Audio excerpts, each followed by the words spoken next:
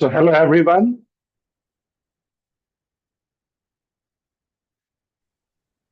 Good afternoon, Deepak. Yeah, good Hi afternoon, Deepak, Mr. how are Reddy. you? Hi, Saurabh. Hi, Dhanashree. So we will just start the session. I'll make an initial brief overview, and then we'll go to the question answer with each one of you. So a very warm welcome to all those who are joining this agriculture roundtable on inputs. We had three extraordinary sessions. First was on agrochemical, then we moved to seeds. Yesterday we talked about biologicals, and today we are talking about something which is very important for the agriculture sector, technology. If you are looking at number, it is very clear that agriculture is no longer just about soil, seed, and the rain. It is increasingly about data, device, biology, and platforms. The global agri-tech market is estimated to be close to $30 billion in 2025, and it is projected to more than double over the next 7 years, growing at CAGR of close to 12%. The growth is driven by everything from remote sensing and AI-based advisory to robotics and mechanization, drones and digital marketplace. Last but not least, biotechnology and genetic engineering.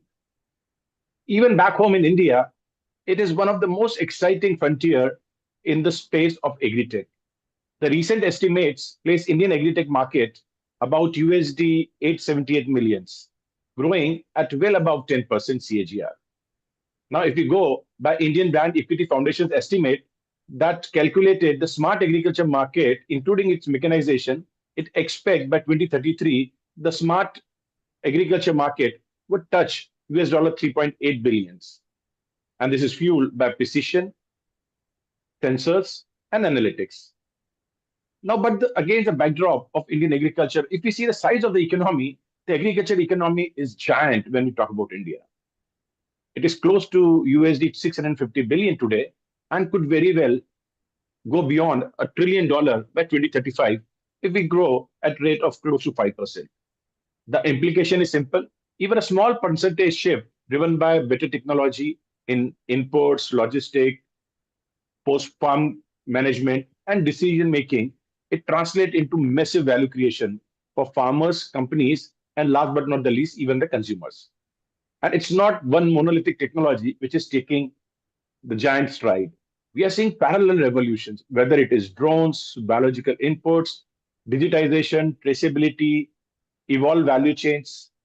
However, underneath all these slides and numbers, there is one simple reality. Technology in agriculture only matters if it changes the economics and risk profile of someone which is at the center of agriculture, the farmer and its fields. That's why this panel is intentionally built around stakeholders from different industry, whether we talk about inputs, delivery, technology, research, and value chain. The plumbing of agriculture and not just shiny gadget is what we want to talk about today. We have five outstanding practitioners who each represent a different but deeply interconnected piece of the agriculture puzzle. We are having Mr.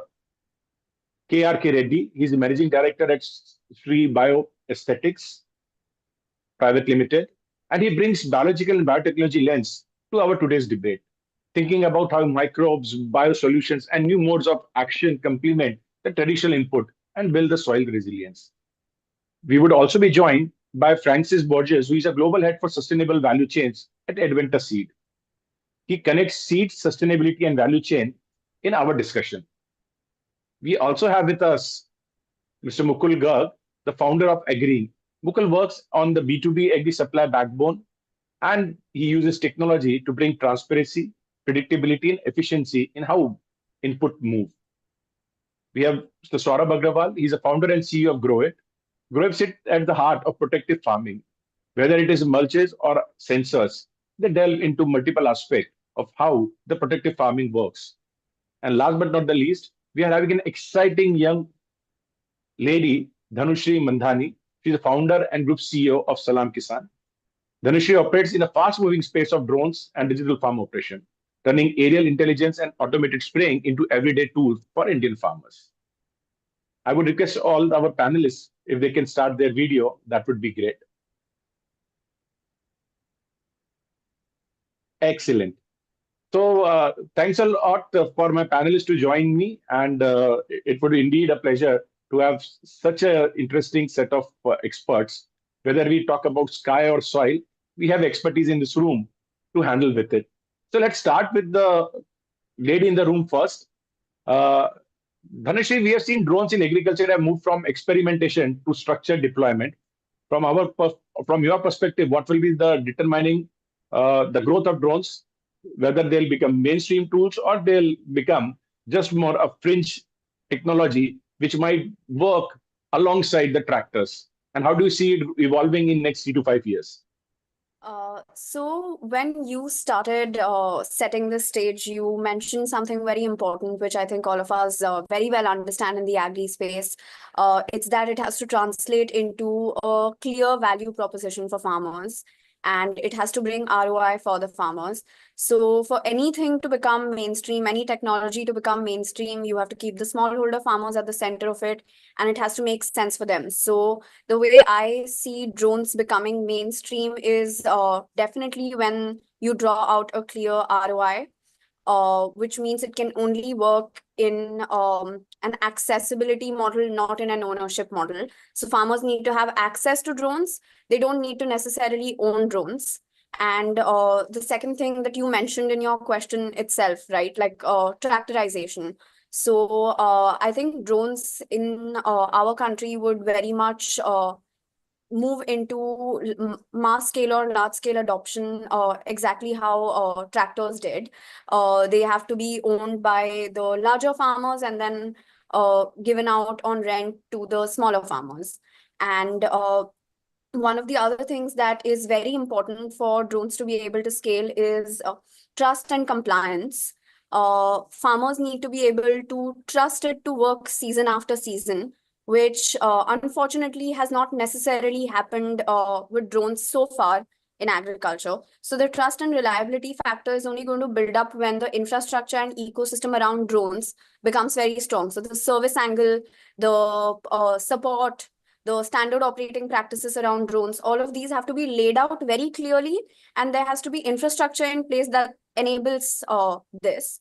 The other thing I think that's very important is drones have to become customized to various crops, which again is not necessarily the case right now because Right. we're at the Meeting entry load. stage of the product life cycle. So we're going to have to do a lot more work in terms of creating standard operating practices, creating an ecosystem infrastructure around this. And for us at Salam Kisan, we started as a service-based organization. So we used to buy drones from other manufacturers and then provide services to farmers. This was 3.5 years ago. Eventually, we realized the problem statements that I just mentioned, we realized these along the way while operating the service model. And that's when I decided to backward integrate, start a manufacturing entity for drones, which was purely focused on agriculture, along with a training institute. And now we run the whole ecosystem just to ensure that access to drones is the first thing that we solve for. And then all the other things that I mentioned, say training, service infrastructure, standard operating practices. So these are things that, we're going to solve as we go. No, I think Dhanashree, just correct me if I'm wrong. You are having one of the largest facility of drone manufacturing in India.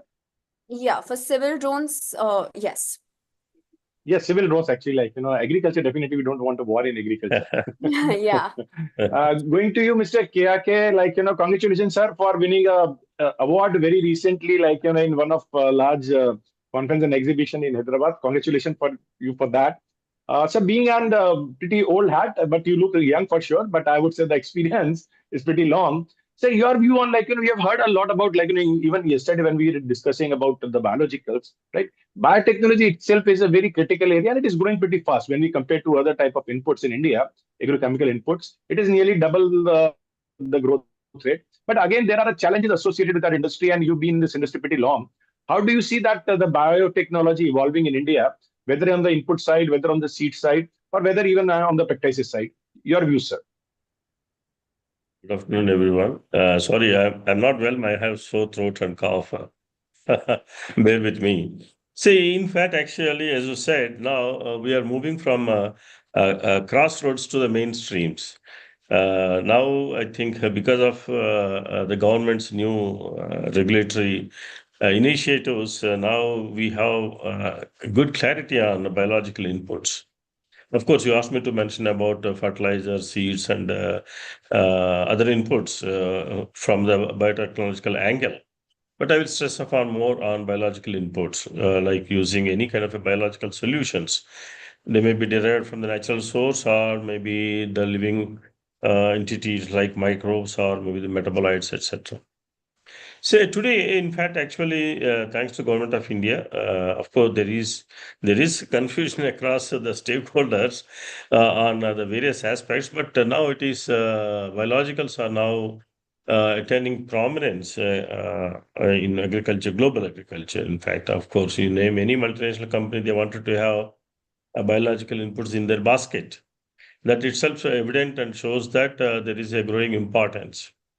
So, are we really achieving reach in the grassroots level? That is the biggest gap between. So, what we talk at these platforms and across the regulatory, what do you call, discussions, and at the grassroots level, what exactly the trade and the farmers are looking at biologicals. That is the biggest lacuna. Even today, we are facing it. So, therefore, in fact, actually, there should be a clear clarity on what we are talking and what we are talking. So, these two are very, very important in required as like in chemical pesticides and fertilizers. So, if you look at the label claim, there is a consistency, irrespective of who manufactures what. So, the label claim is same if it is 10% EC, 10 EC, or ppm is a ppm. But in the biologicals, because they're all derived from the natural sources, they tend to undergo some changes, and even in the raw material, there is changes and other things. But nevertheless, today it is high, what do you call, the attain main importance, especially label claim, what these bioproducts or biologicals meant for. The purpose, is it a nutrition, disease management, insect pest management, unless until we give a clear clarity to the farmer. So the farmer is not going to believe in any biological product because we know last 3.5 decades, so we are struggling to take these products to the farming community. But today everybody understand even if you use the best variety, best hybrid seeds, the best of fertilizers, it is today we know the productivity is stagnant. There are several reasons. One such reason is soil. You mentioned we are moving from soil to somewhere else. But once again, I am coming back to the soil. That is very essential. So, unless until you rectify or bring back what we lost from the soil, we can't improve, expect the improvement in productivity. That is, it's very clear. Today, 140 million, 140 million hectares of arable land in our country, as per the government of India and other estimates, shows that 35 to 40% soil is degraded. It has impact of 16% on our GDP. Our GDP is less than 20% on from agriculture. Out of that, 20-25% impact is from the soil degradation. So, if you look at the productivity of the grains or oil seeds or maybe pulses, so where we are almost 10 to 15 years, we didn't see any progress in productivity. It is almost stagnant. And the consumption of pesticides increasing, fertilizers are increasing, other technologies are there. So whatsoever we are talking about the drones or whatsoever, but today, how do we improve the productivity per hectare? That is the biggest question mark. So the best thing is only to start with the seed and the soil.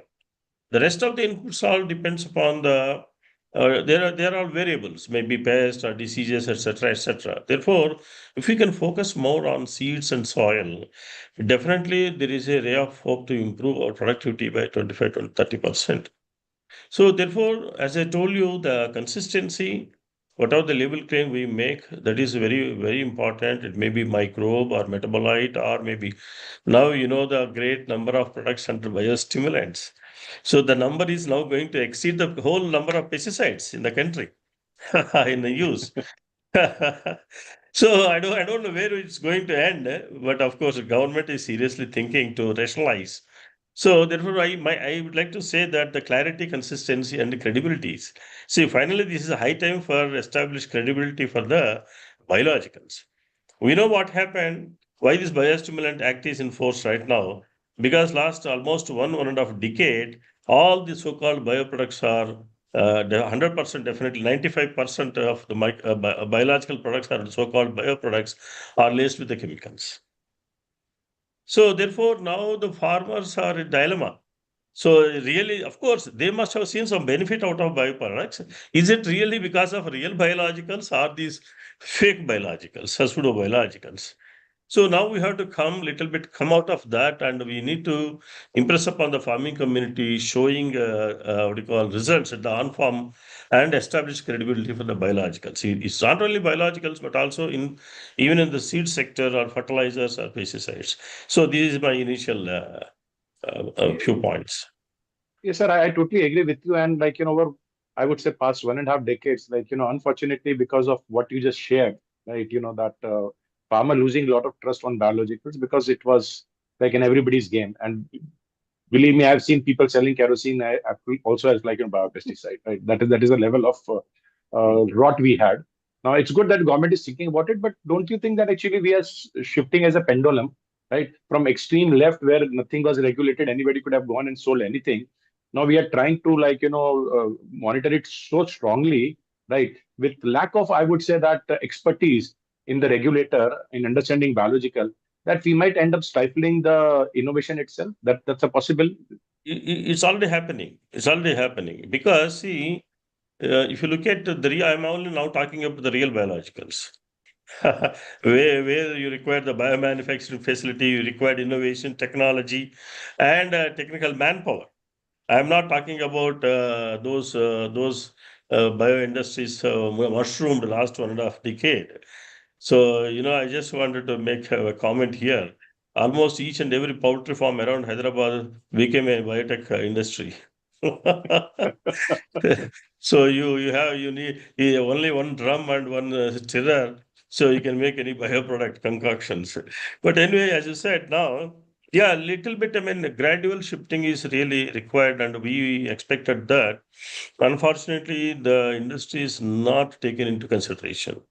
While the real biotech industry now, biotech associations are there, and of course, ABLE is there, and there are so many other associations are there. They were never consulted. I mean, we have given a lot of representations before biostimulants whatsoever. Because if you talk about biopesticides and biofertilizers, there is a clear guidelines are there. But they are very narrowly defined and other things. But whereas biostimulants is broadly defined, everything comes under biostimulants, other than biofertilizers and biopesticides, and very thin lines are there in between. So, and also several categories are there, right from amino acids, seaweed extracts. There are multiple today. We know the 156 products are approved and 12 products are withdrawn. And out of these 140 plus, there are 25 products are single category. It's very, I mean, of course, I do not know how the government actually looking at it, but it is a laughing stock at the trade. We have never considered the trade or the what do you call, they are actually play a major role today. The extension system in our country is really weak. All the extension system reaching farmer is only because of the companies, private companies. Each company is having hundreds of people who are going to the fields and helping the farmers. At the same time, thousands of dealers. So each farmer approaches dealer, not the extension officer. So we never ever considered them. Today, if you look at amino acid 2%, amino acid 4%, amino acid 20%, amino acid. See, these kinds of products are approved. So there is no rationalization. This is very unfortunate. So being as you said, it's a kind of a veteran I am in this. So we represented many times. Every time we are meeting, there is some gap and there is a vacuum understanding of this bioscience and its applications. Yeah, that's why it is a transition period. Now we are crossroads. As far as the acceptance of these biologicals by the farmers and mostly for the multinationals. Now the multinationals also accepted. But the multinationals, the top brass is they wanted to have. But the bottom line, middle level management, lower management, they are not up to the they are not accepting it because they know how easily to sell the chemical pesticides and how difficult to sell the biologicals. So therefore, the science, yes, definitely 100%. If you look at the Brazil story or other stories, definitely they have the role to play to meet the sustainability or whatever we talk about the SDG goals and other things. Definitely, yes, next government indicate is for biologicals. No, I totally agree with you, sir. Biological plays a very important role, and as you rightly mentioned, it is the change management, whether it is within the government or the agri input companies, which is important. And that takes me to Francis. Like seed business is also evolving, right, at the speed of light. Previously, it used to be like a variety which just give better yields. Now suddenly we are going to the scenario where actually like it is just not about a variety which gives the higher yield. It is about how climate resilient it is. It is about like how it efficiently utilizes the inputs, and on top of it diverse technologies, whether we talk about hybrids, open pollination, or now even the new kid in the block, the genetic editing. Your initial views on that, how technology is driving the seed industry globally, sir? Deepak ji, thank you very much. Can you hear me? Yeah, I can hear you loud and clear, Yeah, sir. Thank yeah, you. yeah. Deepak ji, thank you so much for this invitation. Neeraj ji, pleased to be here and share my thoughts on this. I saw that we already spoke about a couple of inputs for the agriculture to improve the efficiency. Probably I should have started first because everything starts with seed, right? So But you I joined a was little a bit little bit. late. The idea was that only. I thought so. That's why I decided to address that. You So miss your introduction also. You miss your introduction also. Okay, okay. Please, sir. Sorry for that. Sorry for because No my issues, meeting no with my issues. CEO went a little bit longer than planned. But anyway, you're absolutely right. Seed is a starting point, and it is no longer just about yield. Well, it will always continue to be about yield, but it's like, I remember at the beginning of my career, we were all struggling to get quality right. But, during a decade later, then quality was given. I mean, if you don't have quality, you have no place on the table to talk, right? The same way in seed business, if you don't have a high yielding variety, you have no place on the table to talk, right? So that is given. But what is that is demanded new, and what is the technology innovation is enabling you to do is then design a seed which is right for a location, for a territory, for a geography, taking into consideration all the parameters that geography is throwing at you as a challenge for the farmer to plant the seed and get optimum yield, right? So there are multiple stresses that the farmer is facing today, the agriculture is facing. And the first is the abiotic stress tolerance, right? Especially drought, heat, salinity. These are happening everywhere. The areas which you were taking it for granted are no longer, you can take them for granted. Is coming. So that means you have to breed to make these traits inherent in your seed. Then second comes the early vigor and flexible maturity are getting increasingly important, allowing the crop to escape late season stress and fit into changing planting windows. We had a Kharif project running for biofuels this season, and it's a very real example that I can share with you. You know, we had a beautiful crop cycle season, but just before we harvested, there was so much of rain they've never experienced before. And we lost like what, more than 50% in some plots of the yield. So you cannot plan this. But on the other hand, if we see that as a pattern, then early maturity designing seed would be an important trait that we must bring in. And third input is use efficiency, particularly nitrogen and water use efficiency will matter as resources become constrained and regulations tighten, right? What is the biggest challenge, right? It's everywhere. And we have less, sometimes we have more, but you have to design the seed taking into consideration that it will be a limiting resource. And finally, Resilience traits combined with yield stability, not just the peak yield, will define successful varieties in climate uncertain future. So one more question, there has been a lot of talk about CRISPR-Cas, and actually I've been one of the, big fan of it. In fact, I would not use word lobby because that is not something which is seen very positively in country like India. But I would say that I try to push the thoughts, right, within the government that Yeah. SDN1 and SDN2 are safer than anything which you can say because it only dealt with the native DNA of the plant. What are your views on that? Actually, in some of I would say advanced nations, specifically in Europe and also in US, where a country like Inari or Olsaro, they have been able to use CRISPR-Cas to come out with varieties which do not impact yield too much, but reduce the usage of water as well as the nutrient. Your initial views on, sir, that where do you see that CRISPR-Cas technology? Even in India, we have come out with two varieties of rice. Only time will tell because now they have to from pot they have to go to field, right? But Yes. Yes. the rest of the world they have already started using it on a commercial basis. So your initial views on this technology, sir? Yeah, so I'm not, this is something that I've been now trying to map and actually find out data to say how many countries have commercially gone and had built regulation and policy to allow gene edited products on the market. And I think my initial thought is the clarity is not there.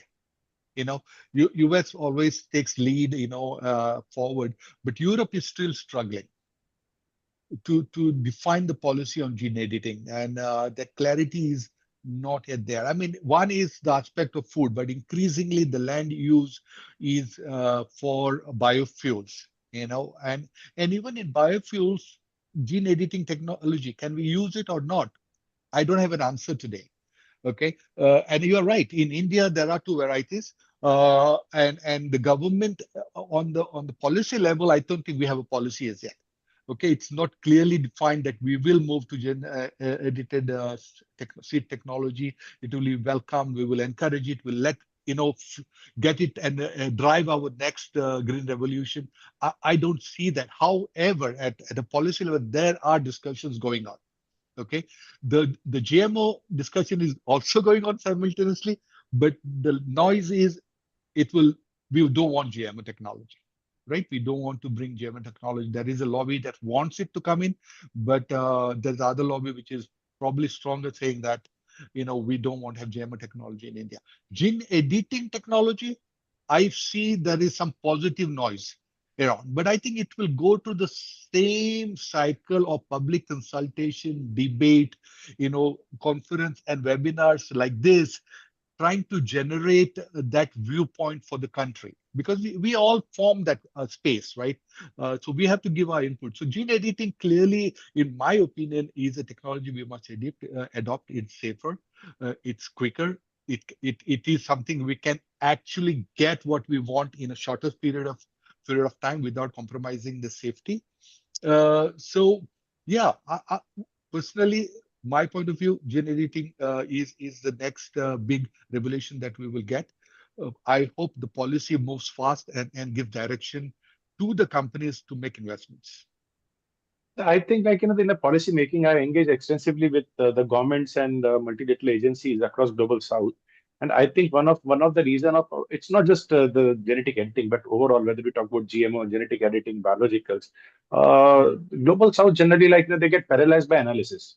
They have a lot of information coming out from the developed countries where they look at Europe, they look at in models in Canada, they would look at models in Brazil as well as models in US, and then they end up being confused. And then today we are seeing onslaught of social media.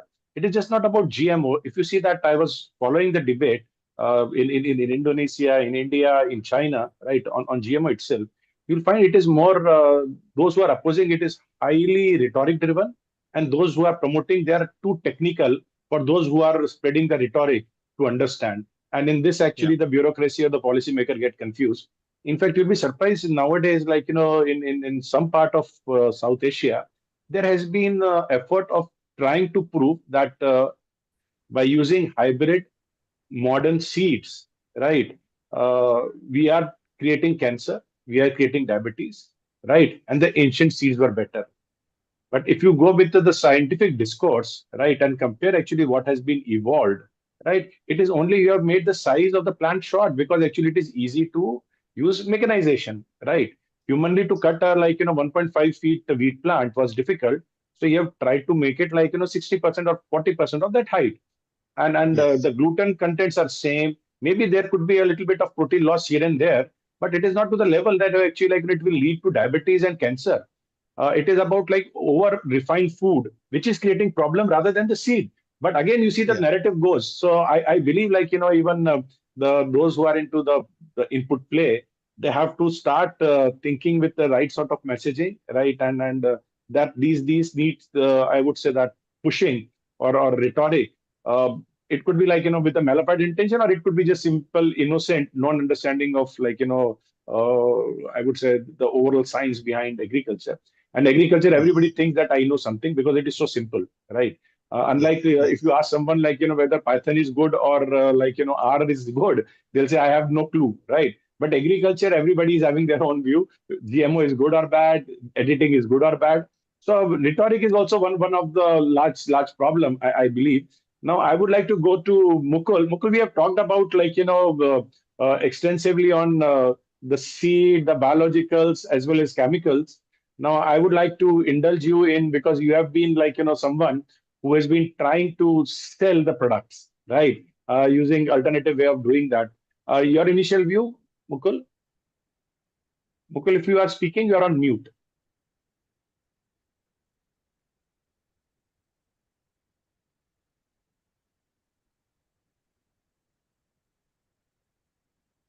I think I can see Mukul, but he's not working. So I'll go to you, Saurabh. So Saurabh, we have Francis, you wanted to say something. Please go ahead. No, I'm good. I'm good. I've Okay, put no, out because I myself saw on your mute raised hand, so already. I thought you want to No, no. add something. So Saurabh, we talked about again biologicals, we talked about seed, but I believe protective farming, and I've seen various version of that, all the way from India to what is tunnels in China to glass houses in Netherlands and the plastic or greenhouses right in Spain. Your initial view on how do you see protective farming, right? At least creating a right sort of barrier between the harsh environment, whether it is biological or it was environmental, and to the crop. Your initial views on this, Saurabh. So, thank you so much, first of all, and good evening, everyone.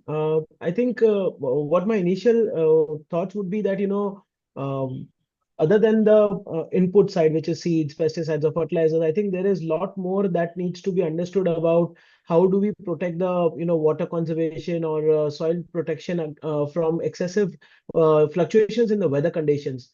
So I think that is what we are trying to address by protecting the soil, by helping the farmers to sort of preserve water for a longer time or retain moisture in their soil for a longer time so that their soils can be more cultivable in terms of having more number of cycles for growing in long term. And also it also helps to sort of prevent the microorganisms in the soil so that the natural cycle sort of continues to flourish. So that is something which we have seen as a result. Again, there are two sides of the coin always. One is the generic side of protective farming that we have always seen in the last 3 or 4 decades. But in India, since we are a very cost competitive market and a very cost conscious market, so we never try to understand the technology to the fullest and understand which technology is right for which kind of soil or environment or crop. So what we are trying to do is trying to do map all those with the different crops, different soil conditions, different weather practices, so that the right product for the right type of soil can be used. Other than that, adding to what the discussion is going on, soil conservation is something which is at the heart of agriculture in today's time, and that is what we are trying to bring in with our soil testing device, where rather than taking non-database decisions, we are helping farmers to sort of understand the basic parameters of the soil so that at least some database decisions are taken rather than just putting in, say, 4 bags of urea or DAP or any other fertilizer. So it helps to just maybe monitor and regulate some use of pesticides and fertilizers. So I think that is what we are trying to do at protected and precision cultivation side in India. No, and luckily, Saurabh, actually had opportunity of visiting, right, your farms also. And I found a very interesting aspect because before, it was different type of protecting, I would say, methodologies, right? Tunnels or greenhouse. But even mulch, I found you have done pretty extraordinary innovation, right? Different colors of mulch, also different way of putting it and application of that, aligned to the type of crop, agroclimatical zone. That was first for me. Though I've understood a lot from you, but for our audience, I would like to if you can just stress upon how different mulch, mulch is just not a plastic piece, right? It is more than that. If you can talk a little bit about that. Yeah. So yeah, to start with, just to give you an idea, like we are the first company who has achieved India's first patent on mulch now. So that is because what we are trying to do is we are trying to create an engineered mulch product which helps to, define how much water will be preserved, how much light reflection will be done, because light reflection is a very key component in making sure what soil temperature is going to be maintained and how much is required for each different type of crop. So for example, in a temperature zone where the temperature is going to be more than 35 degrees, a white black mulch is more preferable as compared to a silver black. But in general in India, if you see, silver black mulch is what is used as a common product of one shoe fit all size. So that is something which needs to be educated to the farmers. And I think the biggest barrier comes in the education of the farmers, because currently all the education part is left to the dealers and the distributors who don't indulge into educating the farmers. So those are different types of products we have created. Like for example, a red mulch is basically reflecting light at a certain spectrum to boost the the phytochromatic activities of the plant. So those are the kind of things that have been proven in terms of the technology in Israel or in Europe or in China. But every country has a different climatic zone, so the color variation would be different. So what we are trying to do is achieve those technical specifications for the Indian environmental conditions and also understand our farmer practices.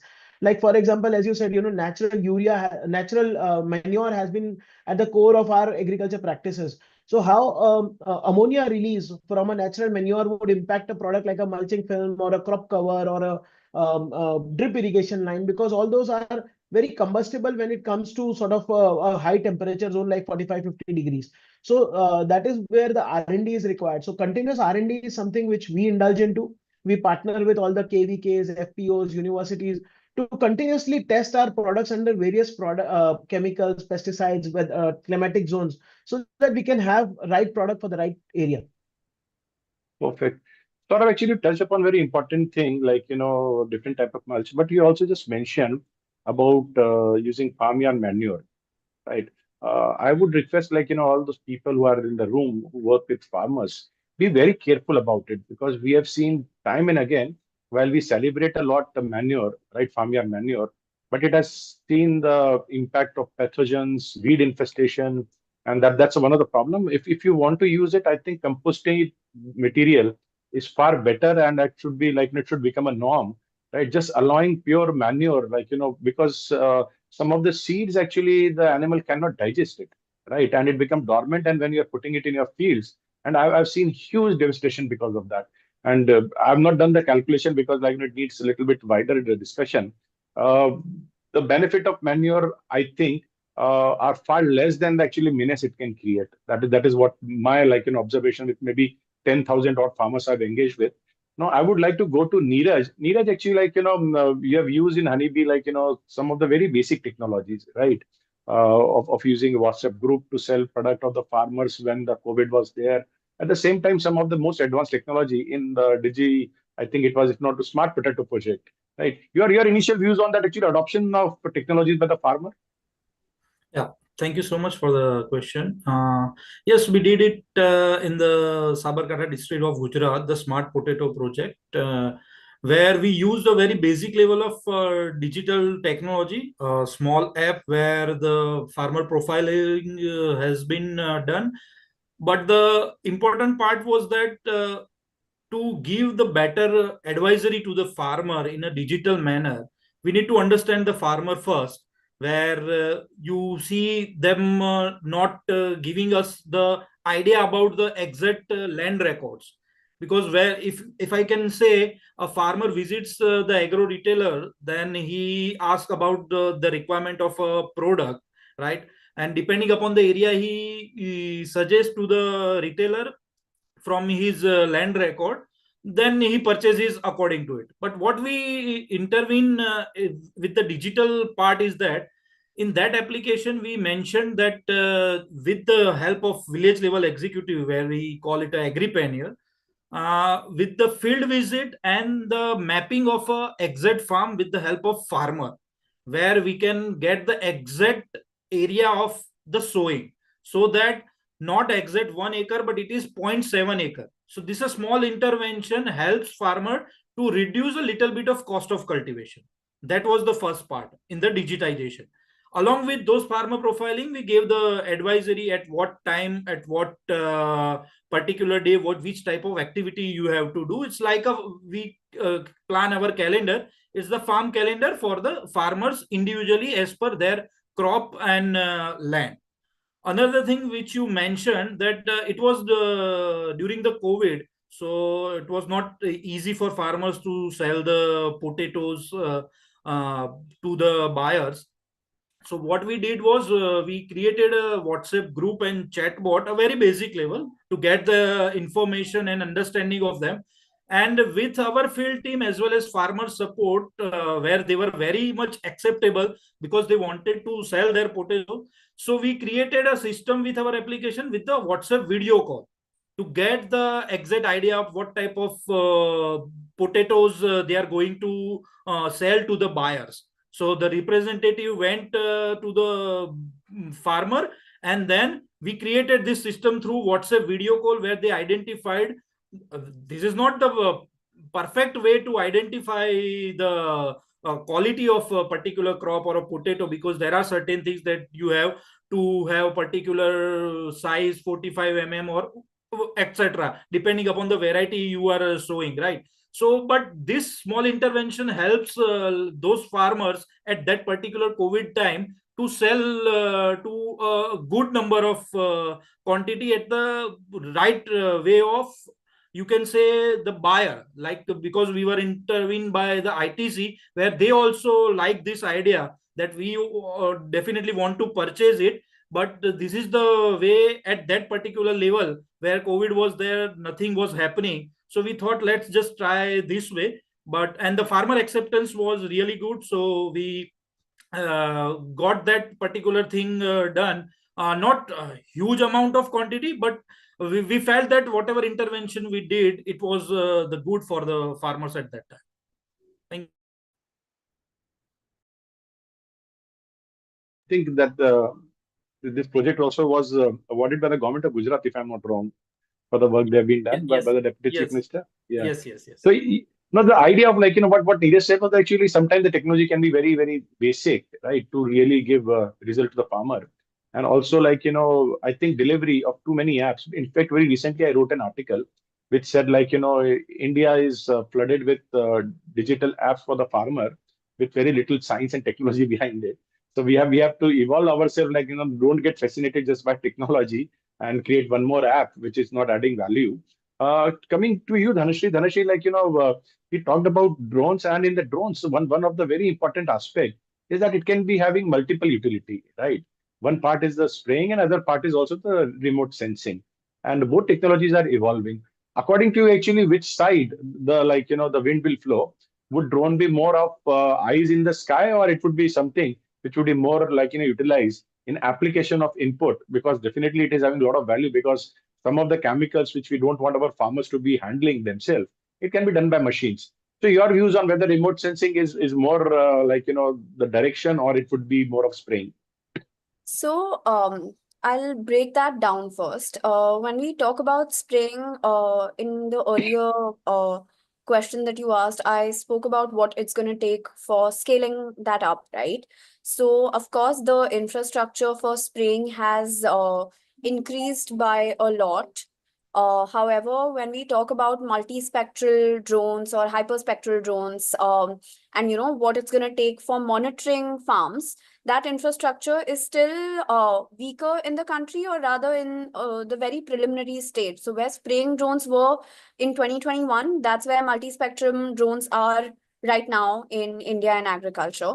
So of course, I think commercial crops and estates are going to see a huge uptake for drones for mapping, monitoring, and other use cases that are related to these drones. However, with spraying, it's going to be a large scale adoption where every farmer would potentially have access to spraying services. So, and just to further add to that, I think eventually when the infrastructure is created for multi-spectrum as well as spraying drones, it's going to work together in an ecosystem instead of working in silos. So, for example, some of the use cases that we are piloting with tea estates in Assam, or high value crops in Meghalaya, or even in Maharashtra, some of the things that we're doing on grape farms, because spraying with drones is not something that is intuitive for grape farmers. You have to do some R&D to make that happen. So anyways, some of these use cases that we've picked up, we're doing pest detection with multispectral drones and then pest prevention with spraying drones. So instead of going and spraying the entire 50-acre, 100-acre farm, we're figuring out what are the hotspots, and then the spraying application is happening precisely in places where the hotspots are detected. So this sort of hardware plus AI models plus execution stack is what's going to be required for this ecosystem to eventually scale up. And if I have screen sharing capabilities, then I would like to even show a slide on how we've put it together. Yeah, you can share your screen for sure. Yeah. I'm just enabling it. Yeah, please. Just a moment. So in the meantime, you share your screen. I think, okay, it's already there. Awesome. Please go ahead. This Gen Z is so fast, right? If I would have to share my screen, it would have taken me at least 5 minutes. Go ahead, Dhanashree. Super impressed. Go ahead. So, like I said, right, there's going to be a hardware layer, there's going to be an AI and data models layer, and then there has to be a delivery or last mile. How are you going to penetrate at the grassroots level? That layer. And all of this would have to be integrated with skilling, and it would have to be integrated with a very strong compliance framework. Because say there are 5,000 or 10,000 drones out in the market, right? How are you going to track these drones? How are you going to trace these drones? And how are you going to ensure that timely service is delivered everywhere? So this is what we've created, where there's a hardware layer, there's the AI layer, and then there's a delivery network of entrepreneurs. So we've already operated this with about 200 drones in Maharashtra, and we've covered 2.5 lakh acres with this. Excellent. Pretty impressive. One more question, Dhanashree, when we talk about spraying, right? Have you tried biological spraying as well? Or it has been always chemical so far? No, we've done a mix of both. We've sprayed various types of agri-inputs, and this is where we see tying up with a lot of agri-input companies to create SOPs with them and do that sort of R&D with them. Even right now, we have 120 plots in Maharashtra where it's purely only R&D on various agri-input products and their compatibility with drones. Super excellent. So Dhanashree, can you just stop sharing your screen then actually? Yeah. So now one more question to you. Now, when we talk about the type of effort you are putting, right? I understand that in state of Maharashtra, they have also come out with a AI policy. And luckily, I've been asked by the government of Maharashtra to become an advisor and mentor in that as well to support government of Maharashtra. Do you see that those type of initiative having impact on young entrepreneurs like you when you move forward in investing in technology? Sorry, could you repeat that? The last bit? The last bit is that actually such initiative, does it energize you, or you say that, okay, fine, one more policy, I don't know is going to be flying or not? No, see, I think with government policies, what I've learned is, although it can be very slow, at least my experience in Maharashtra so far has been that even if it's slow, it's going to get implemented, and it just takes a lot of back and forth to actually make things going. I also think merit has a role to play now more than ever. which is something that is, it's like a myth buster that if you have the contact and the network, you're gonna get it. I think that has largely changed because the technology or the whatever you're talking about for deployment has to have a good degree of merit to it. So those two things, I think if you solve for, then of course bureaucracy takes its own time to solve for things. But as far as the agri AI policy is concerned, this is the first time a state in India has created an AI policy specifically for agriculture. So it is very exciting. In the last 3-4 years that I've been around, not very long, but 3-4 years of my experience in AI and agri-tech, this is a very frontier initiative. So it's definitely exciting. I'm already submitting an application in a consortium for the AI policy. So we're looking forward to seeing how it goes. Excellent. So, Francis, coming next to you, we talked about impact of digital technologies, right? Neera shared a small, intervention. According to you, whether it is about the traceability, because now we are talking about the farmers are becoming, I would say, aware about the impact, positive impact of certification. They are looking at, parametric insurance club with the germination of seeds. So those type of, and then even the sustainability, there are a lot of matrices actually the companies would like to follow that. How do you see digital tools impacting positively the seed industry? Thank you, Deepakji. Allow me 30 seconds to digress from the question and Please. congratulate Dhanashree for her positive approach to all that she's doing. Dhanashree, more power to you. This is, I believe in let's focus on successes rather than failures. And that's what I saw by her answer. She was doing that, right? If there is an opportunity or window of opportunity, get in and you drive the change. And young people like that will bring in the change. So thank you, Dhanashree, So, for Mr. Francis, your work. I'll just add one more thing to exactly what you said. I met Dhanashree a couple of times, and her energy is infectious. She's just 10% virtually. If you meet her, you're looking at 10 times more. And I would also request, you support such initiative through UPL and Advanta, right? And the sky is the limit for the youngsters like her. Please now get your answer, sir. Yes.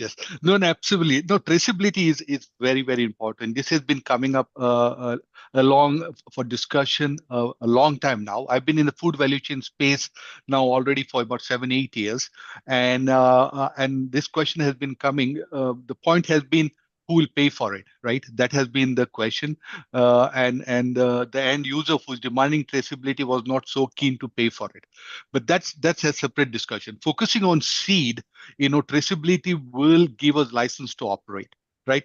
And this is especially for export oriented and sustainability linked value chain projects, right?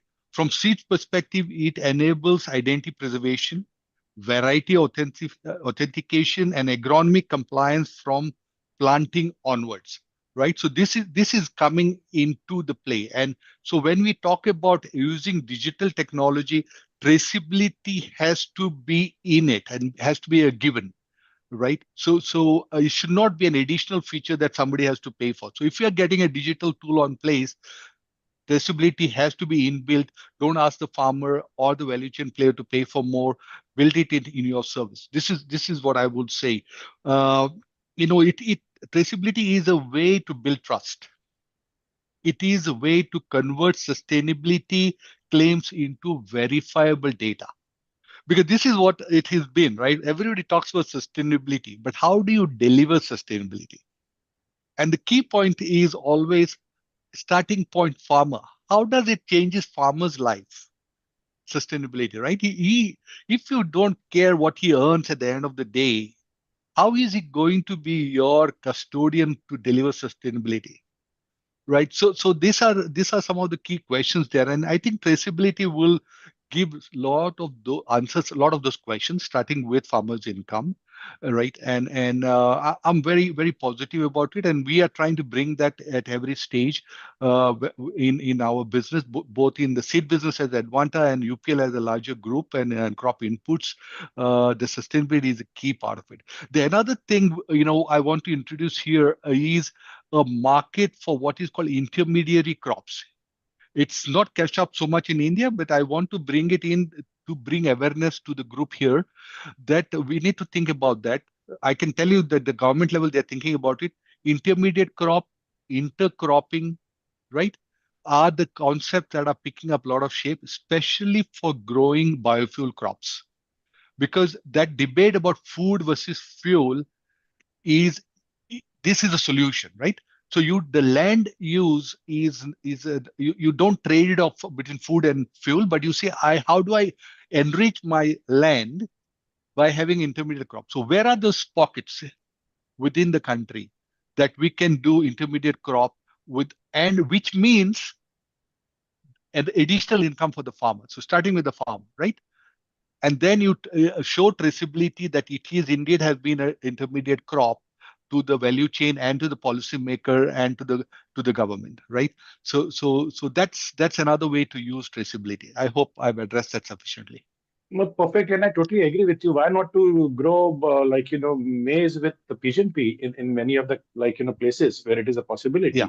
And maize is a good crop to even give silage, right? It can be used by for feeding land. And India is 20% deficient in green fodder, so even that problem can be solved. Now, coming to your last question to you, Francis, because I know you have to go after that. For a country like India or any other country in the global south, right? How do we see that actually innovation can be brought on ground? Regulatory aspect, that is fine. I know once you get the clearance. But do you think the adoption and taking it on the ground, right, is little bit of a challenge? I know UPL might not be, or Advanta might not be having those type of challenges, being a multinational, having a deep reach across the geography. But if there are companies actually which innovate, come out with technologies, what would the best way to reach and scale? Yeah. So there are two things I want to say here. No, between seed innovation and on-ground adoption to ensure farmer benefits from the global advances. This is one direction, and I will address that. But I want to also talk about what recently happened in India. On 18th of November, sir, there was a conference organized by the Joint Secretary for Seed, right, Dr. Sahu. And what was his intention? His intention of organizing that is to bring all the stakeholders together to see how we can make India a seed production hub. Okay, and instead of just being say, oh, do we have the technology? Change the game to say we will produce the best seed in the class and we will export it to the world. Okay, so that's the discussion that is happening, and we're very excited about it. We want to participate in that. But coming back to your base question about how does the seed innovation benefit the farmer, right? So this is again, I want to take an example of the live case of maize, right? Maize is in huge discussion in India today, as you know, because of one, we are booming. We are booming in terms of increased acreage, increased yields, increased usage. One side, other side, US saying, "Hey, you guys, 1.4 billion people don't buy one bushel of grain corn from us." So that's why it's all in news. But the point is, the Niti Aayog has set a target to double the production of maize per acre. Okay, per hectare, from whatever 2.53 tons per hectare today going to 6.5 tons, right? And do we have a technology for it? Absolutely, we have the technology, right? It's the question of adoption of the technology by the farmer. So what we are talking about is single cross hybrids. If we convert all the hybrids and different OPVs we have on the market to single cross hybrid, this target of 6.5 tons per hectare, we can hit it like that, right? But how do we do that? Okay, so that's where the policymakers, public-private partnerships, all that come into play. So that's one scheme called PPP ABCD, public-private partnership agri value chain development scheme under the government. So you can target a certain region, certain state, and say, this is where I'm going to do capacity enhancement, and work with the farmers. So you start with that whole value chain: FPO, farmer, aggregator, and end user, and you put up a proposal like that. The government will support you to do that, and you bring in the best technology to to enable the farmer to adopt the technology, and there he has full visibility on who is going to buy that, and so on and so forth. Right. So this is the way to do it. This is happening across other crops as well. I just give maize as one of the example where this innovation is being driven home. I totally agree with you, Mr. Francis. Mr. Sao is an excellent official. Actually, he is championing the cause, and we need similar officials like who go behind a specific Yeah. area and work on that. So thanks a lot, Francis, for joining. And Yes. Mr. Reddy, now coming to you again, we talked a lot about climate, right? Now we know that a substantial amount of biologicals, right? They are living organisms. Do you see even they also getting impacted, not just the crop, because of the veracity of the climate? Sometimes we are having so much of rain, then it disappears. We are seeing that the winters are going shrinking and the summers are increasing. Summers are becoming very, very, even in Mumbai, there was an orange alert for low temperatures, which is one of the rarity, because in Mumbai, generally half a decade back, you never used to even own a sweater, right? Now you're seeing people in jacket. So how do you see the biological also getting impacted by the climate change and the way forward, sir? The biologicals are also actually part of this climate change. So because we lost a very important biological diversity, that is also impacting the climate. So it's a vice versa. So if you look at on the whole, biologicals versus other agri-inputs. So we used to have all bio, what do you call, agrochemicals. Now a range of agrobiologicals are also there, right from what you call crop nutrition, disease management, insect pest management, parallelly almost. So I don't want to say that we replace chemicals or maybe eliminate chemicals. No, it will not happen. And I'm not a big fan of natural farming or organic farming. So definitely, see, it is a kind of a how do we optimize the utilization of various resources? It may be biological or chemical resources. So, as you said, yes, climate is seriously impacted every aspect of agriculture, including the microbes.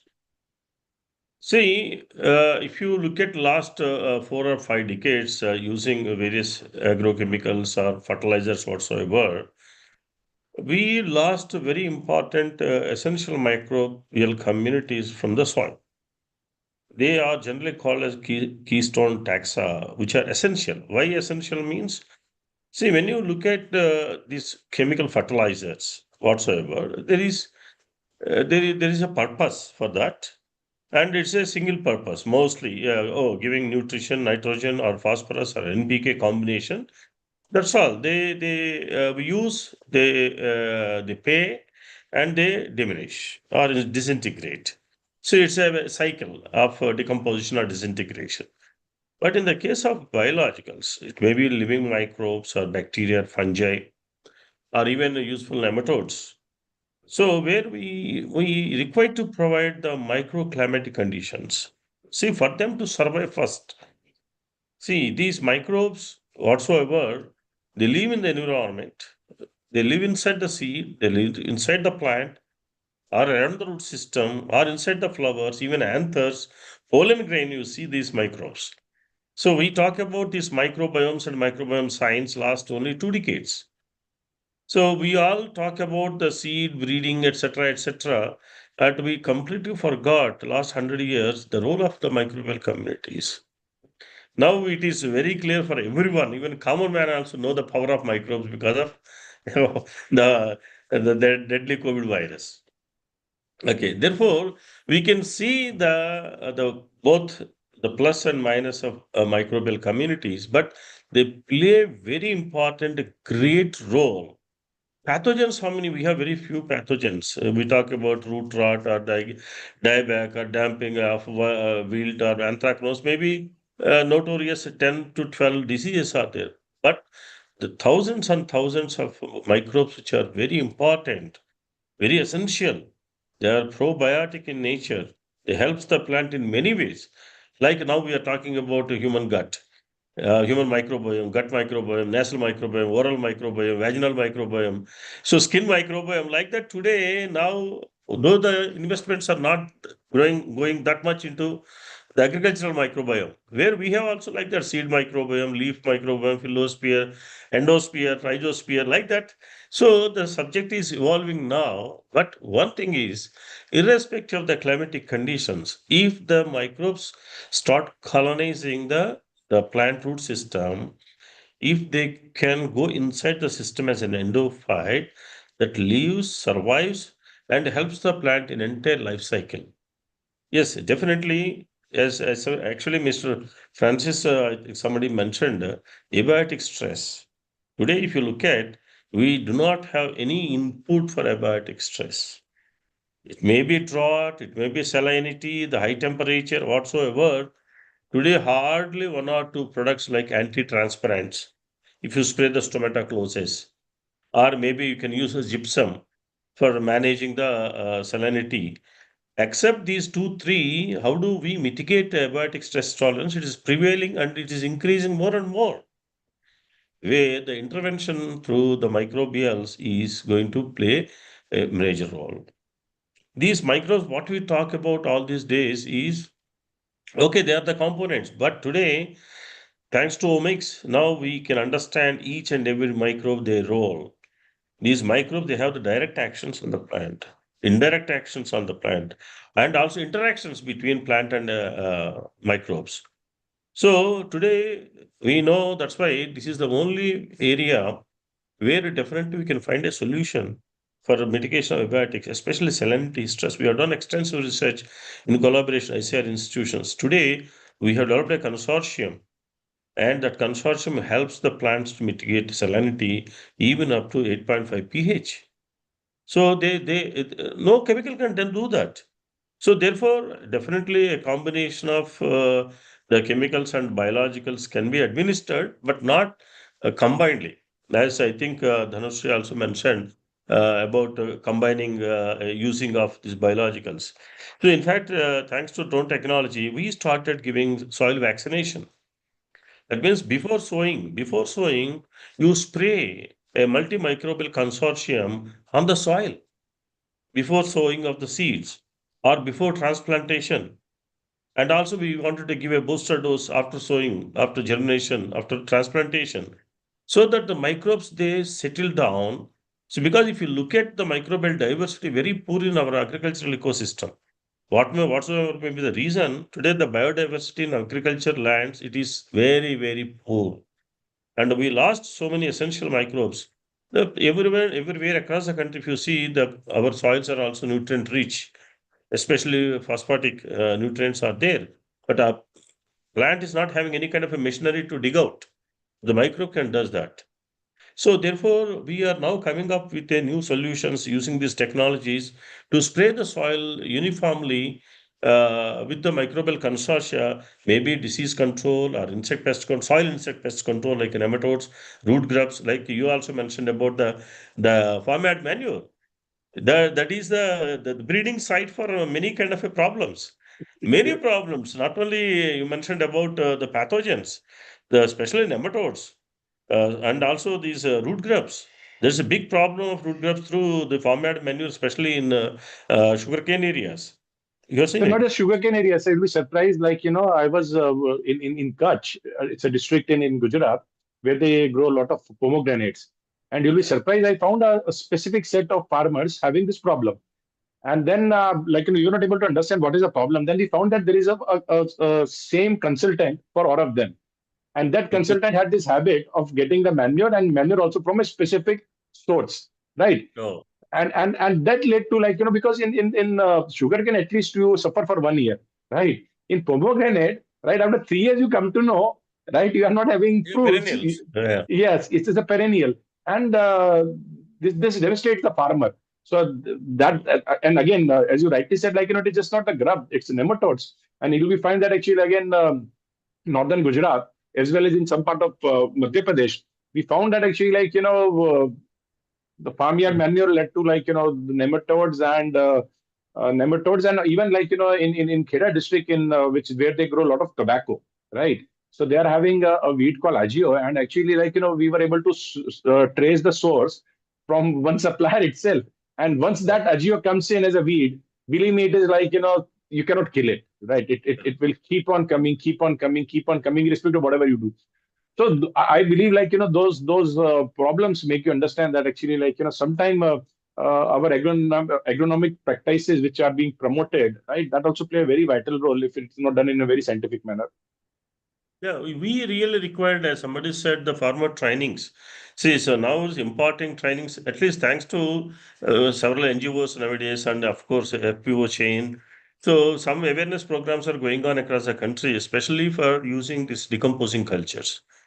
So soil, I mean, whatsoever agriculture waste decomposition, at least we can ensure that there should not be any pathogen or maybe the weeds. Weed seeds are contaminated with the farmyard manure. So well decomposed organic manure is always, of course, the best to utilize it. So therefore, what we are actually looking at and carbon sequestration, that is another biggest issues. If not carbon sequestration, we're talking about soil organic carbon or organic matter that is very, very poor in our soils. Therefore, so one side we have missed out of very important microbes. And why? Because they do not have a what do you call microclimatic conditions in the soil. The first condition is having at least a minimum of 2 to 3% of organic carbon. So we have only generalized organic carbon. We got around 0.3, 0.21, and something like that. So it won't we see how where do we get the productivity? We need to produce at least 1.5 times more in next one decade for these populations. So, but this productivity is stagnant. Therefore, the root cause we need to seriously focus, as I mentioned in my opening remarks, seed and soil. If you take care of the seed and soil, I think definitely we can double the productivity. I don't know. I don't talk about the income, but like at least we can double the productivity. So therefore, yes, these microbial communities, see, they also adopt. See, the high temperatures and other things. That means it doesn't mean that the microbes are suffered because of the climatic conditions. If such case, we don't have pathogens also. Why the pathogens are surviving and pathogens are thriving well? Because they do not have a biological control agent to suppress their populations. So there's an imbalance again in the soil. So definitely, yes, the research, the new technologies should goes into developing these climate resilient microbial solutions. So a lot of laboratories are working in that way, and high pH tolerant and drought tolerant microbial communities. And yes, regulation is another biggest bottleneck, and consortiums are not allowed in our country, especially biopesticides. The government is coming up with the new regulations. Elsewhere, I think if you go to China and other countries where the biologicals are a combination of biologicals and chemical pesticides, combinations are allowed. See, as long as the organism is not genetically modified, and if it is an indigenous organisms, yes, people can take a declaration or maybe affidavit and they can allow. How long we keep this, what do you call, in the room? So we should allow the scientists to develop, what do you call, new delivery systems. Yeah. I totally agree with you, sir, that actually we have to start rethinking the way we think agriculture, whether it Yeah. is a consortia, whether it is actually like, now the biological and chemicals, there are a lot of cases where actually they can work hand in hand and increasing the efficacy of each other. They can increase the bioavailability. They can ensure that actually like, soil is having, I would say, better capability of creating the microbiomes, right? With the right sort of usage of even the chemicals, like, the type of leaching which we are seeing, even that can be reduced. Coming I will to give one, you, yeah, if you please. allow me 1 minute. Yes, So sure. I will give one example. Yes, sure, sir, please. See, recently we have visited some gerbera protective cultivation around Hyderabad. Right. So it's unbelievable. They spray every alternate day fungicide, Hmm. every alternate day fungicide, every alternate day chemical pesticide. So the greenhouses, polyhouses are fully contaminated, and the pathogenic load is the 100%. In such case, even if you use any kind of a fungicide, they won't get any relief. So we gave them, okay, don't use it. Even if you lose the crop for 45 days, how much you do, we'll give guarantee. Then we asked them to stop entire fungicides. And then we have actually used the, what you call, biological consortium, like very classical trichodermas and pseudomonads and bacillus. And you believe it or not, they could able to see the sea change in their polyhouse within 45 days. And today they have stopped literally 13 sprays of fungicides. Wow. So, unfortunately, there is no the balance between the good and bad in the soils. So, even if you use chemical fungicides, the bad become tolerant and resistant day by day. So, therefore, this is the way we need to actually develop maybe package of practices from horticulture universities or agricultural universities. I don't know, they are not dare enough to put all these biologicals into the, what do you call, the package of practices. Right. Coming to you, Saurabh. So, Saurabh, actually, you have also developed, like, recently a sensor. We would like to understand, like, how that sensors in the soil, because now somebody was saying that in the future, the farmer would not be just putting seeds in the soil, but also sensors. How do we see sensors actually, like, ensuring that the productivity and the profitability of the farmers can increase? And what are sort of sensors actually you are working with? So yeah, coming to that, so basically currently, if we see soil testing, which is very, very nascently present in India, when we speak to general farmers, they say that they have not tested their soils in over 40 years. So what is happening is that currently whatever the local shopkeeper is telling them, they are just loading their soils with that. As KRK sir just said, the practices needs to change, and the practices cannot change without data. So somewhere that data needs to come into play, and that is what we are trying to create. That how through the sensors we can provide basic data to the farmers, so that that data can be used to guide how much to be used, what quantity to be used. So through our mobile app, what we are trying to do is decipher the data in the local language, so that there is no need of any agronomist or any local shopkeeper to guide them on the wrong practices. What we are doing is we are telling them this is what is there in the soil, this is how much food is already there in the soil, and this is how much is required. So at least that excess that is going into the soil can be reduced, and that is how the overall cost for the input cost for the farmers can reduce, and based on that the profitability of the farmers can go up. And as Kherke sir rightly said, greenhouse, जिसको बोलते हैं बेहिसाब pesticides, which is not even needed. The first and foremost way how protected cultivation is used is to avoid all this. And if those are the practices which are continuing even after using a greenhouse, that is where soil sensor technology or a protected technology comes into play by helping them to understand what are the right ways to use it. And that is where one shoe fit all size is not going to work at all in terms of technology. It needs to be understood that if it is a flower, there is a different technology. If it is a fruit, it's a different technology. If it's a perennial crop, there is a different technology. So that is something which needs to be understood even by the agronomists, or by the people who are providing this or selling these services or products. So that is what we are trying to build through our ecosystem. Excellent, excellent. Thanks a lot, Saurabh. So now coming back to you, Neeraj, like, we have seen very recently, you were in Tanzania, right? We're seeing the real impact of adoption of technology in a place called Kapunga. We would like to understand from you, like, how on ground, such like, center of excellence, right? Working in a large scale, like, I think that the numbers were pretty large. Multiple technologies can really change the lives of the farmer as well as the productivity. Yeah. Thank you. So I was there for, I guess, around a week or 10 days or something. Kapunga is the place where the major crop is rice, and other than that is a little bit of maize. So as we all know, Africa, most of them are depending upon lots of imports, right? So there is one institution called Empowering Farmers Foundation, which was created by Sri Mahesh Patel, the chairman of ETG Group.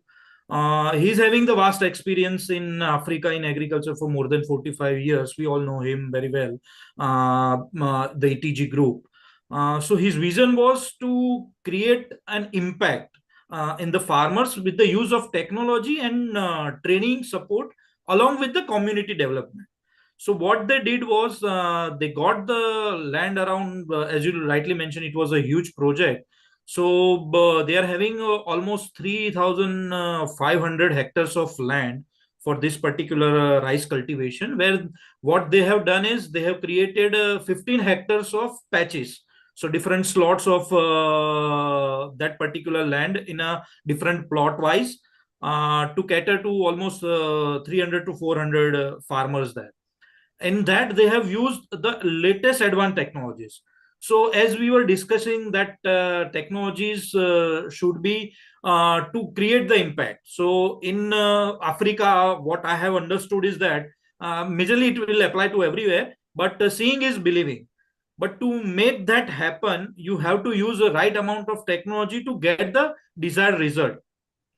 So they have used the GPS based you can say the tractors from good companies like John Deere. They are having boom sprayers, they are having excavators. So right type of technologies they have been using for the cultivation of that particular rice. And not only the farm mechanization part. I had the experience that in the farmers belt of that particular region, the digital technology adoption is a little bit here and there. But for that, what they have done is WhatsApp push notification, a small digital tool using the WhatsApp, where because every single farmer is there on the WhatsApp. So just to notify them what type of right practices on what day and how you have to follow, that was the real intervention with a small digital tool. Not only this type of technology intervention, but as Mr. Reddy has rightly mentioned, the training importance. So they have come up with the outgrower scheme, where they identify the interested farmers and give them a proper training on whole rice value chain. So now, because of such interventions, 3-4 years back, Tanzania has come out of the imports of rice. Because of such huge project success, Kapunga, this particular farmers, they are selling their rice to right companies who are exporting to the nearby East African countries. So this is how they have created such project. And all of this particular advancement, the main part was the right technology created seed. So the seed selection was really where the aroma was very good compared to the rice which were importing in Africa. So this type of interventions they have done to create a large business out of it. And along with that, because of the foundation's vision, they have created the schools, hospitals, upgraded the police station to help the community by providing irrigation services, providing electricity, road creation. So all of that included using the right technology. They have gone from 800 kg hectare of rice to 7 ton per hectare. So this was the remarkable journey what they have created right now, and currently they are all self-sustainable. So this is what the technology intervention and as a teamwork, what we call here as a Vasudhaiva Kutumbakam, and where in Africa it is called as Ubuntu. Ubuntu means I because we are. So this is how we can create an impact using the technology and the vision of uplifting the farmers. Thank you.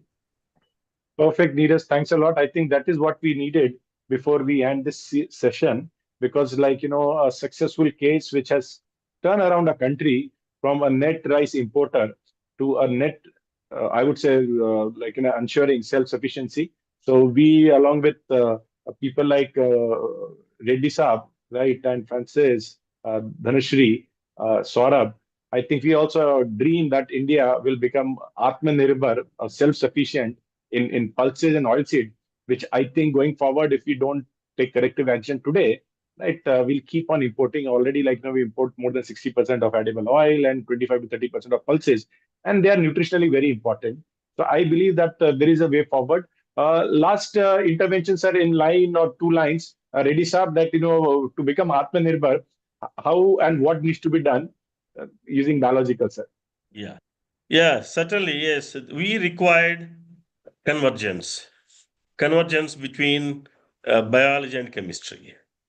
So we required to develop new crop, management models. That is the only way forward. So we cannot work in isolations, though it may multinationals or small MSMEs into biologicals.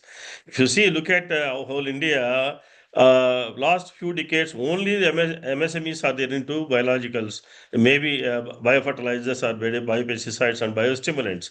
Now it's now in the mainstream. Every multinational wanted to be there because they understand the importance, and also they only can help in sustainable agriculture. So apart from these new technologies, the government should be little bit considerative in developing AI models, especially soil metagenomics. That is another very important area. And followed by, yes, definitely a kind of a CRISPR technology, even for the microbial things. So where we can apply, that is a wonderful technology. Why not we apply for biofertilizers or biopesticides and get into it? So that's a long way to go, but the prediction models are also critical nowadays. See, our soils are rich in, especially some areas, some soils are very rich in terms of the nutrients, but we do not have the right microbes to convert them, mine out these nutrients to supply to the plants. Likewise, there are disease-prone areas. Potato, if you look at it, so we have deadly diseases are there, groundnut diseases are there. The prediction, everybody knows that the farmer is going to get the same disease. So what are our prediction models? What is our package of practices? So the bridging between lab to land is once again to surface and develop new models. That's what I would like to say. So the new technologies and the convergence between old and new. No, so, sir, actually, this is where I think our recommendation should be like, I don't think the ICR is having a dedicated institution which only works on biologicals. They are having departments in multiple ICR institutes. I think Exactly. maybe it is a need of the hour is to come out with just like they have Institute for Pulses, Institute for Millets, Institute of Spices. Now, I think it is time we need to also have an institute which is actually focused on biologicals. Dhanashree, yes, sir. You were saying something? It is there. It is there. In Mao, there is an institute and agricultural important microbes. NBIM is there. But the bridging between, see, they do research, they deposit and other things. But knowledge percolation is required, different kind of an infrastructure. So there are, as you said, for every crop, for every animal, there is an institute. But everyone is doing the same kind of a work. IHR does the same thing, and AAR is doing rice research, millets research. Everyone does the microbial research, biofertilizers, microbes, sort of thing. There is no depository, a repository of all these microbes. If the scientist retires, the microbes also retires. The same kind of a thing, because this was actually discussed in many forums. So because they're all individual scientist-driven technologies. No, I totally agree, sir. So I'm aware about NBAIN, but I think it is only for microbes. What I was suggesting is that the large umbrella where you are talking about botanicals, Exactly. you are talking about the microbes, where we see it is just a practice where all good what biology can offer Yes. in agriculture can be combined under one umbrella, and they can come out with their own parcel of practices and see whether collaboration with the chemicals can work or not. Over to you, Dhanashree. Your parting words that actually. Do you need a drone institute? Or you want to build on your own? So I think largely whatever everyone is speaking about in our own sectors, we need that sort of convergence to happen to scale up. And I also think for drones, it has to move from you have to stop thinking of it as just technology and make it more infrastructure based so that it's widely available. And I think the other thing is also just standardization is something that's going to help with quick adoption. That's the second thing. And on AI and even for drone penetration, or for that matter, any technology that comes in, the biggest problem with I think India is how fragmented agriculture is, and digital public infrastructure will definitely solve for that if I think all states are trying to build their own little systems of agriculture. But if you think of India at large, there are some agroclimatic zones. And then if you start building according to that, that would make a lot more sense for it to be like a central effort than for it to be state-based efforts. So I think if that sort of digital public infrastructure is in place for agriculture, then all the pieces that we're all talking about become a part of that larger solution. Totally agree. In fact, that is what I've also been propagating, that actually if we can do so well with UPI, we can do so well with Aadhaar, which is the digital public infrastructure in the finance or in the delivery of social services. Why not to have a digital public infrastructure for agriculture? And also, I like what how the Gen Z thinks, right? You don't have, I would say, burden of paralysis by analysis, because 80% of the money being spent on agriculture is by the central government. But again, agriculture is concurrent subject. I think that maybe in the parliament that should be debated, that why not to make agriculture a national subject and the state to implement what the center says, rather than actually it is making confusing, right? Partly central, partly state. I think that needs to also be relooked at.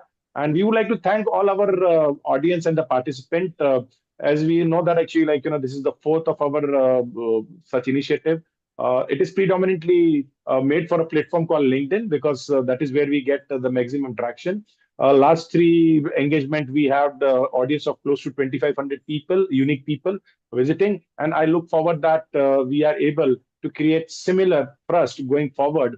And we thank all our audience, our patrons, and especially I would like to mention Seed2Space, who sponsored this 4 series roundtable. Looking forward to meet you again in next of our roundtable. Thanks a lot. Thank you. Thank you so much. Thank you.